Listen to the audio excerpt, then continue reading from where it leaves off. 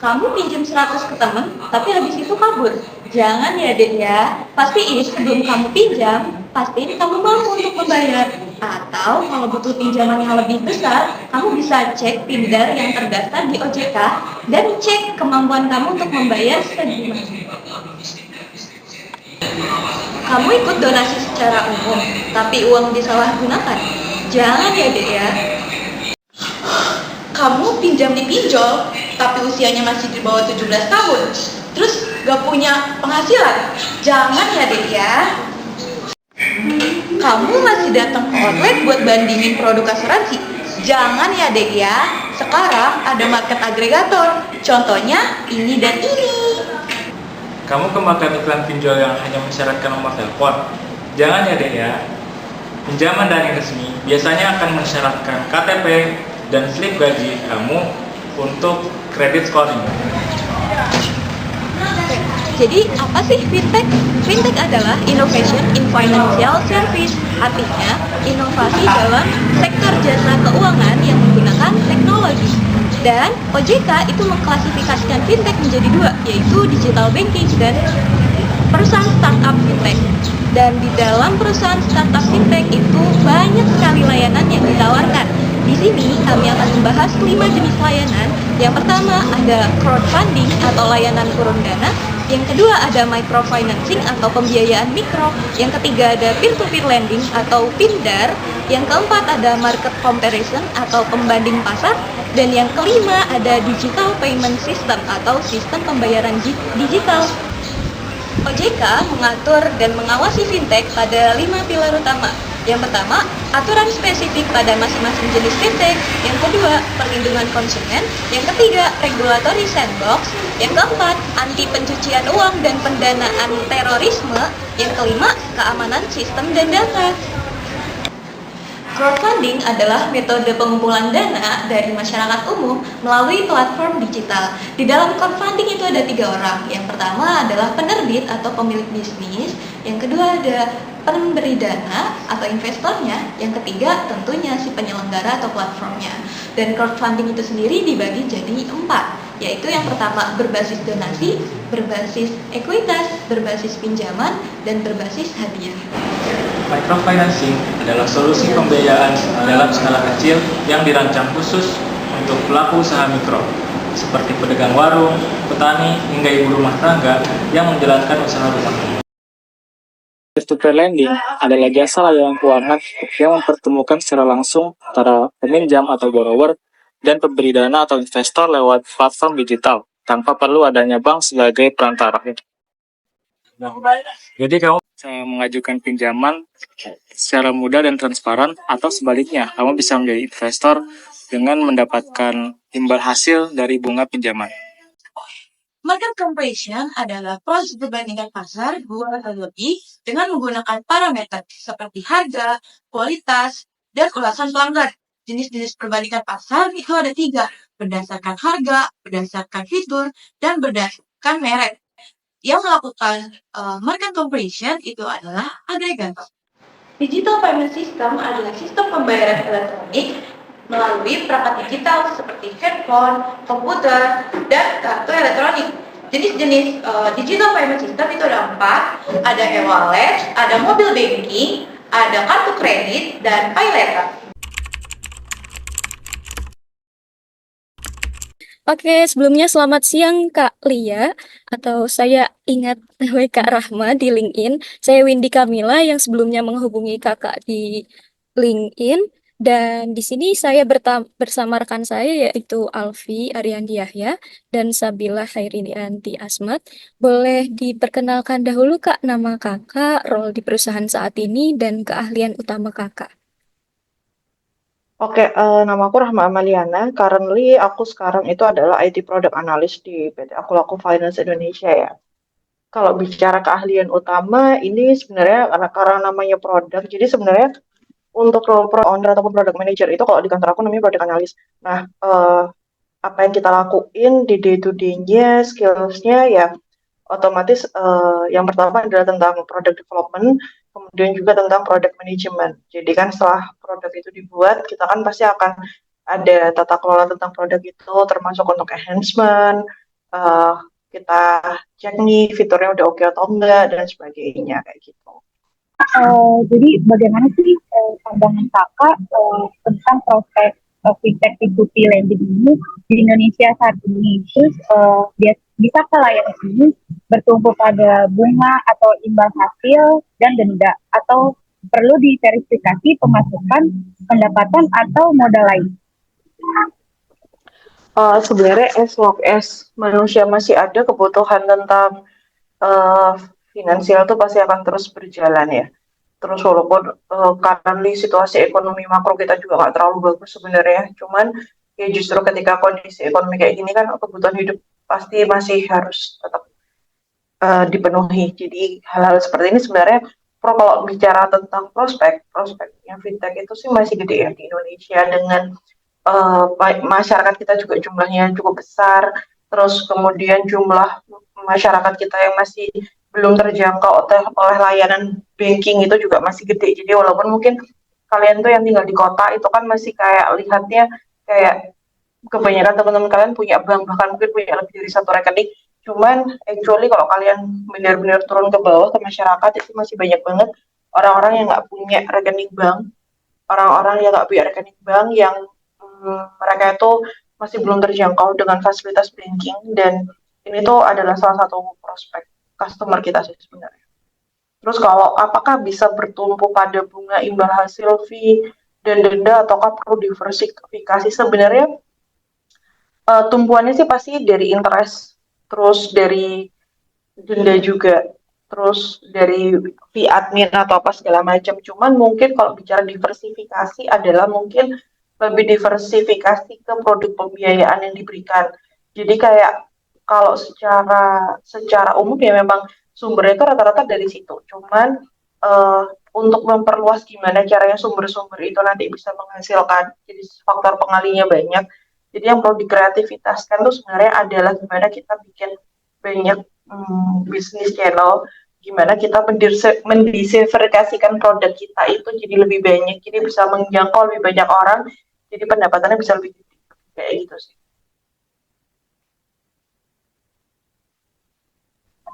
Baik, terima kasih Kak. Untuk pertanyaan selanjutnya itu bisa langsung ke teman saya, Alfi. Baik Kak, saya ingin bertanya nih, seperti yang kita tahu, salah satu tantangan terbesar dalam industri fintech peer-to-peer lending ini kan adalah risiko kredit macet ya. Nah, menurut kakak, mengapa bisa terjadi kredit macet dalam platform peer-to-peer lending ini? Kemudian, apakah ada faktor penyebab dari sisi internal, baik dari borrower maupun penyelenggara? Lalu, apakah ada juga faktor eksternal yang mempengaruhi? Terus, menurut kakak, apa saja tindakan mitigasi risiko kredit macet yang tepat dan realistis untuk dilakukan?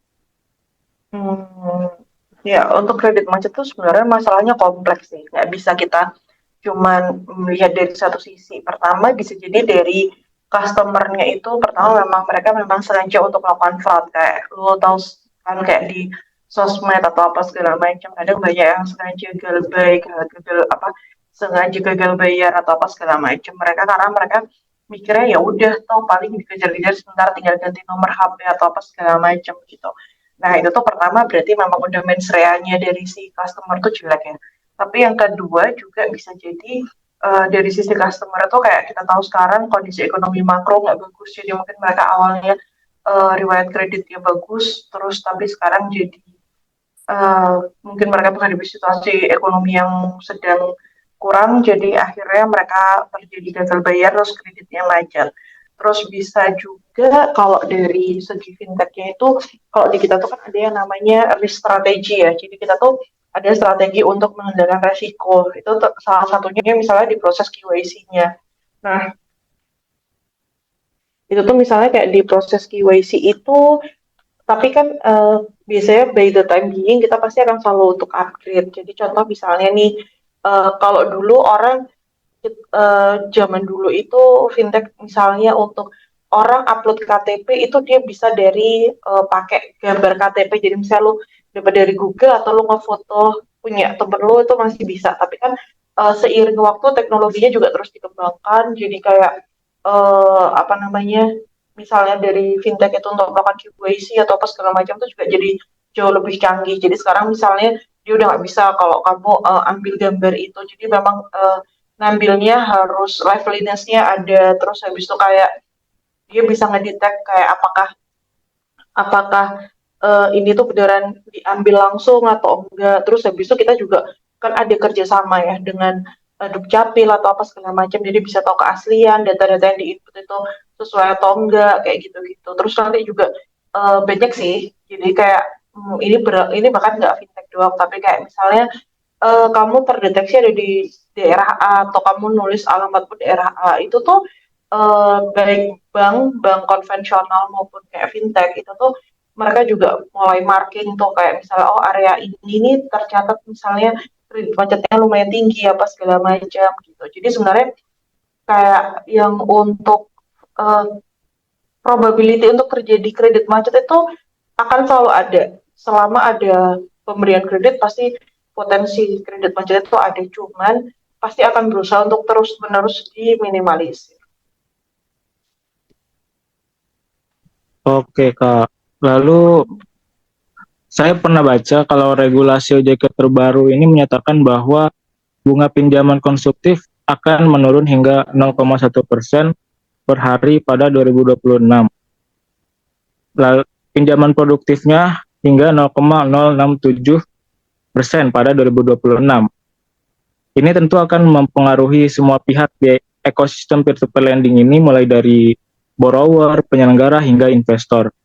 Lalu, bagaimana pendapat Kakak mengenai kebijakan ini, khususnya dari sudut pandang yang pertama, konsumen atau borrower, kemudian yang kedua, penyelenggara peer-to-peer lending, dan investor atau lender? Sebenarnya nggak masalah sih, maksudnya OJK itu kan memang tugasnya meregulasi ya, jadi kan dia kan mengatur. Karena kan kita tahu gitu loh, maksudnya banyak yang dia mungkin gampang untuk approvalnya, tapi dia kasih bunga itu tinggi banget dan sebagainya. Sebenarnya ini bagus juga sih untuk persaingan di internal fintech sendiri ya. Maksudnya di antara perusahaan-perusahaan pembiayaan tuh ya bagus-bagus aja sih gitu loh. Walaupun tentu kita harus adjust dengan regulasi ini, terus termasuk apa namanya, berarti harus lebih selektif juga kan. Sekarang contoh gampang ini kayak misalnya kalau kita bicara kayak bank konvensional ya, ini aku kasih contoh yang paling gampang aja. Kamu ngajuin kredit di BCA, itu tentu bunganya akan beda dengan kamu ngajuin kredit misalnya di BRI, di Mandiri, atau di Bank Mega, apalagi yang kayak gitu-gitu. Nah, itu kenapa? Karena BCA itu terkenal untuk pemberian kreditnya, dia itu sangat selektif. Sampai bahkan untuk kayak KPR, itu aja mereka juga selektif banget untuk milih developer mana yang mereka akan biayai untuk KPR.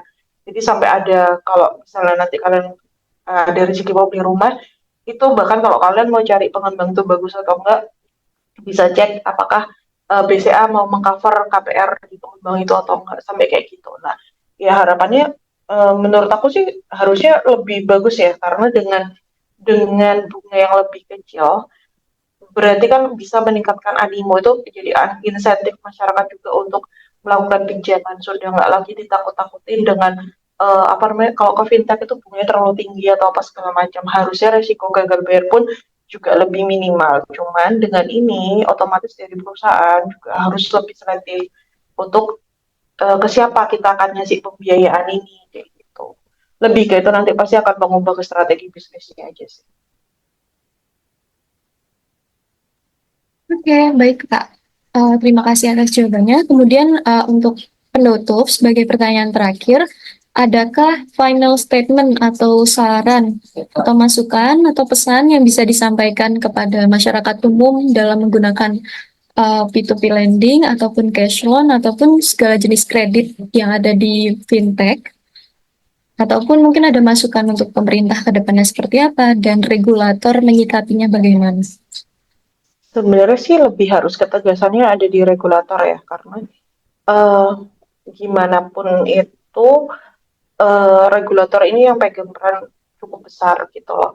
Termasuk misalnya kayak sekarang itu apa sih kendala-kendala yang sering masyarakat itu komplain ajukan ke mereka. Jadi contoh misalnya nih banyak banget yang misalnya dengan cara penagihan yang kurang baik, terus kayak misalnya ada masalah yang terkait bunga mungkin yang masih ada yang ngasih bunga tinggi banget, terus ada ketidak transparan. Jadi di beberapa kan karena as produk aku harus ngelakuin riset juga ya. Di riset itu sering menemukan adanya fintech kompetitor kita tuh yang tidak transparan. Jadi kayak misalnya dia itu bunganya kayak seolah kecil tapi potongan di depannya itu banyak banget kayak gitu segala macam. Terus kayak penagihan-penagihan yang tidak pada tempatnya, maksudnya belum jatuh tempo tapi udah kayak menteror apa segala macam, atau mungkin perilaku di sini atau apa segala macam. Pokoknya keluhan-keluhan masyarakat, karena masyarakat itu jadi antipati menggunakan fintech itu acap kali karena desas-desus seperti ini kayak gitu loh. Nah,